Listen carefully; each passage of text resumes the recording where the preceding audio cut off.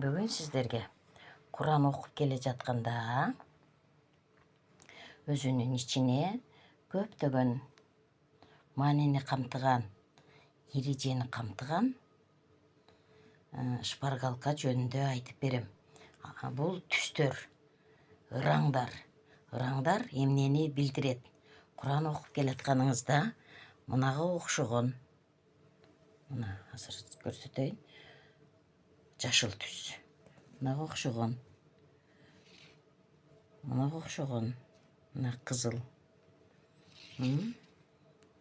Дагы ана мына кызыл, көк. Ушундай түстөр жолугат. Ушундай түстүү тамгалар жолугат. Бүгүн ошол жөнүндө сизге айтып берем. Бүгүн төрт түстү айтам. Мына караңыз. Көк мөк түс. Ушундай тамга жолугуп калса, окуп атканда. Мына турат.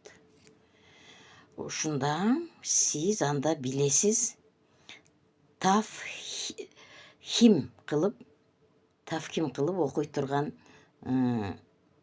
милдетте болуп каласыз. Жоон окуйсуз. Мына ушундай тамга жолукса. Билдиңизби? Андан кийин мынандай түстөгү тамга жолугуп калса, анда билесиз. Калкала кылып окуйун деп. Титиретип окуйсуз, тербетип окуйсуз. Мына мененти өзү дагы жазып койгон. Окуп кетип атып, ушул эрежелерди эсиңизге келип, пайдаланып кетесиз. Андан кийин мына жашыл. Көрдүңүзбү жашыл түстү? Мына жашыл тамга.